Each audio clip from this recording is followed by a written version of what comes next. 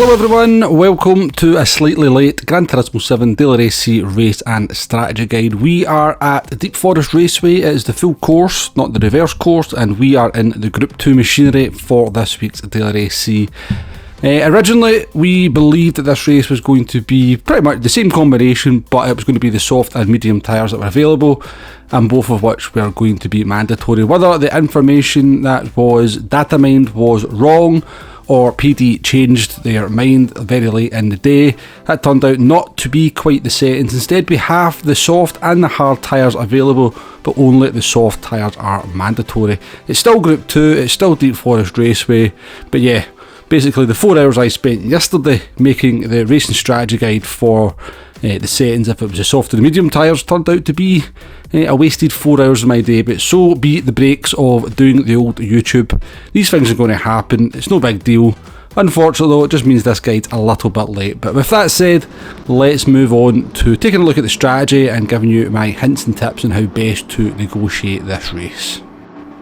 Now, the first thing you want to do for this race is to make sure you are in the right car. And the right car for this one, certainly at this point, and I think it will continue to be the right car for the rest of the week, is the Mercedes-Benz CLK GTR. Not sure if it's available to buy in the Legendary shop at the moment.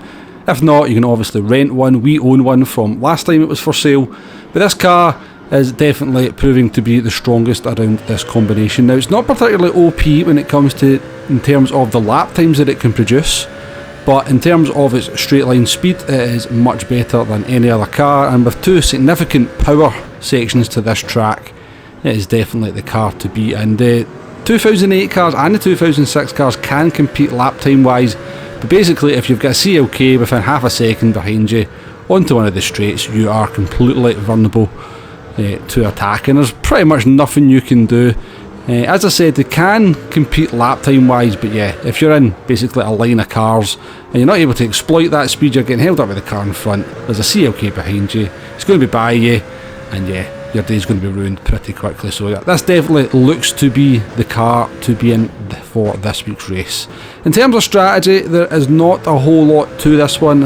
It looks a little bit more exotic than it turns out. We've got the soft and the hard tyres available. The soft tyres are mandatory. The tyre wear is pretty high, the tyre multiplier is pretty high at ×7, but for whatever reason it doesn't really seem to affect the overall pace of these cars too much, despite the fact that the tyres look pretty worn on the indicator in the bottom left hand corner. The sort of lap times remain pretty solid. You can kind of lap pretty much within a few attempts for the first 5 laps, and then the tyres will start to struggle maybe for a couple of laps. So in terms of the strategy, you just look to be doing a split on the soft tyres, basically 7 laps on the soft tyres for your first stint and 7 laps on the soft tyres for your second stint. That is definitely the optimal way to do it. We will take a little bit of a look at the undercut in just a wee minute. The only reason I could ever see you want to consider the hard tyres is if you are some driver like Melvin in front of me here.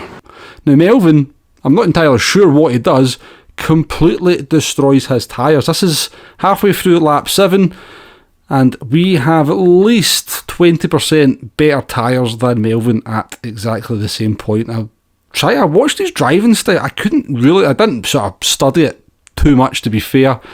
I have no idea how he's managed to do that to his tyres. I'm going to be perfectly honest with you, but if I was Melvin, he is so slow come lap 4, 5 and 6 and 7. I would be maybe considering trying some kind of strategy with the hard tyres, because yeah, his tyre wear is extreme to say the least. I just can't see the soft strategy working out for Melvin at all this week. He's either going to have to find some solution with the hard tyres or wait till next week's race. But it's the end of lap 7 here. This was our very first race of the daily races. We're going to come into the pit lane at the moment. Before we kind of take a look at the pit loss, I just want to kind of talk about entering the pit lane.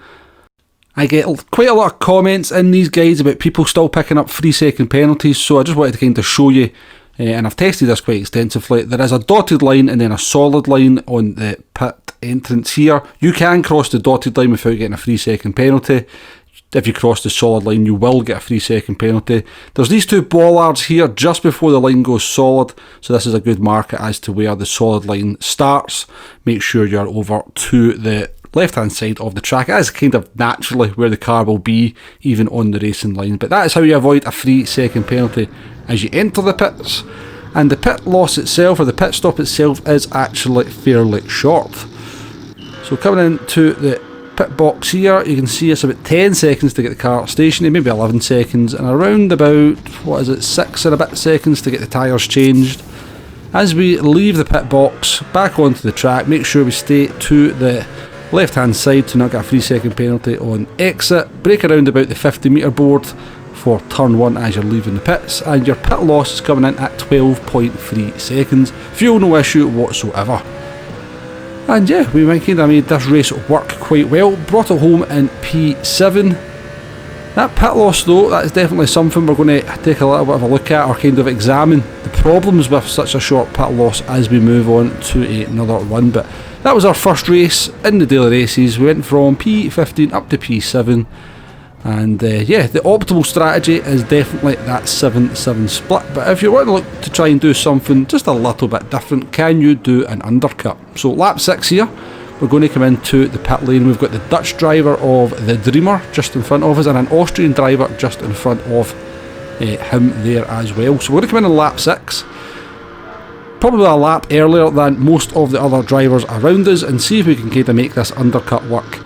Get in front of those drivers. We are going to have to do a longer stint, of course, on the second stint, 8 laps on the soft tyres. They're not going to be a lot of fun towards the end, but if we can get the jump, maybe have a little bit of a speed advantage, maybe use that dirty air to our advantage, we can maybe hold on to the position. But this is the issue with such a short pit loss. As you can see, the cars that are behind you, there's a fairly reasonable chance that you're going to come out behind somebody and they're going to ruin your day, because as you catch them in this first sector, there is pretty much nothing you can do unless you absolutely force your way through. We did manage to get by the German driver just as we came out onto the back straight. It did probably cost us about 1.5 seconds, but was it enough? Not quite. We do manage to get the jump on the Dutch driver. I'm not sure what happened to the Austrian driver, but we did finish ahead of them anyway. But the undercut can definitely work. You will get a big old undercut just from one lap, maybe around about 2 seconds, if you don't run into traffic like we did. So definitely a strategy to consider, but maybe not for everyone, because 8 laps on the soft tyres, if you're having trouble doing 7, then 8 laps are going to be even more difficult for you. But we brought this one home in 5th place. I think there was a couple of spinners towards the end of the race. One of them did manage to get back by me, the Spanish driver. Had a nice race with the Spanish driver over the last couple of laps. Our tyres were completely shot, of course, but yeah. P5 from, I think we started that in P13, not a bad result at all. What will affect your results though, if you are not careful enough, is some of the track limits. There's a few corners here to beware of on the screen, as you can see. I think we get turn 5, that's just as you're coming out the tunnel. If you go over the white line, you can get a 1/2-second penalty.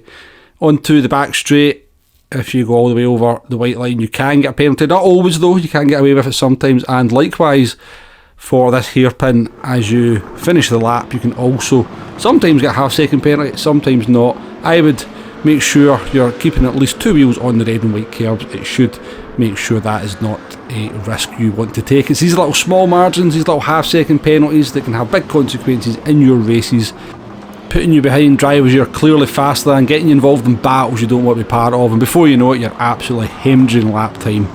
And yeah, as I said, it's these small little things that can make the big difference in a race. But let's do a little bit of a strategy recap. I'll give you my opinions on this race as well. In terms of strategy, it's fairly simple. Ignore the hard tyres, forget they exist unless you're somebody like Melvin and you are absolutely destroying tyres. There shouldn't be too many drivers out there who are quite as bad as what Melvin appears to be. If I was Melvin, yeah, either try and make the hard tyre strategy work, or just go and do a different race, because you're not going to have a lot of fun with tyre wear like that. But yeah, in terms of the strategy, soft. Optimal time is of course lap 7. That means you've got the best tyres for the longest period of the race. You can make the undercut work, as we have demonstrated, by maybe putting on lap 6. I think you could try lap 5 if you're just mega good at looking after tyres, but I don't care who you are, you're still going to be struggling doing 9 laps on the soft tyres regardless. So lap 5, maybe if you're a really quick driver in a fairly weak lobby, it's something you could give a go, but that's not going to work for too many people, I don't think. Lap 6 for the undercut would definitely be a lot easier to manage for most people.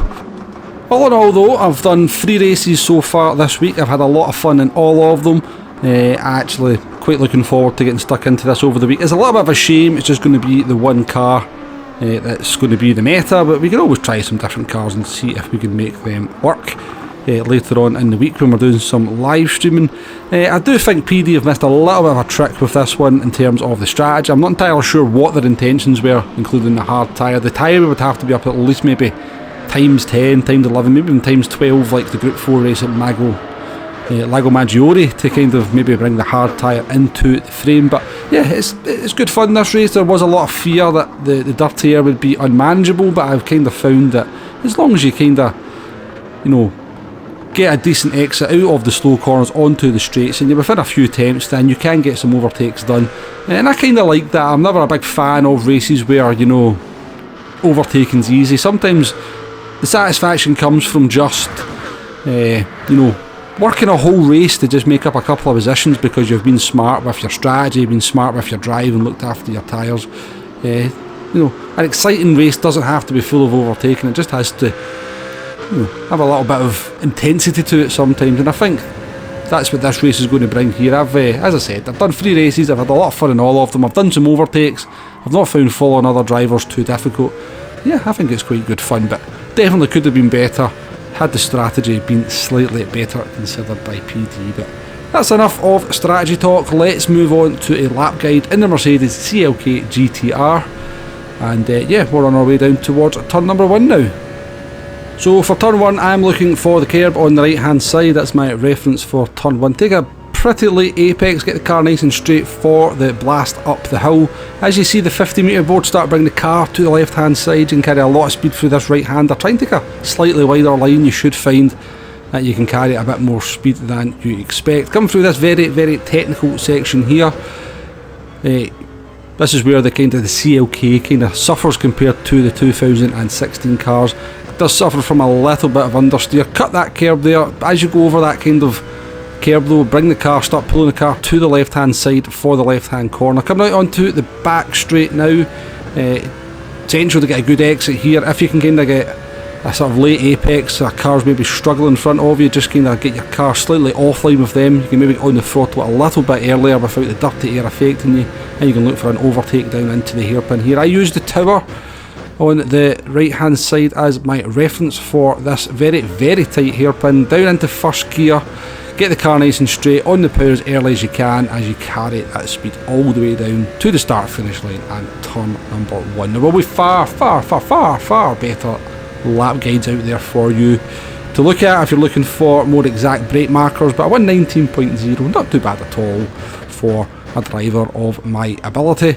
But yeah, as I said, having quite a lot of fun with this one so far. I've just been starting at the back. I've not found the dirty air too bad. I've managed to make some overtakes. I have came across an incredibly dirty Italian driver as well, who maybe I'll feature in a video tomorrow, so do look out for that. And yeah, that's pretty much everything. Hopefully it's been useful in some way, shape and form. If it has, please hit the like button, please hit the subscribe button, and I'll catch you on the next one. Goodbye now.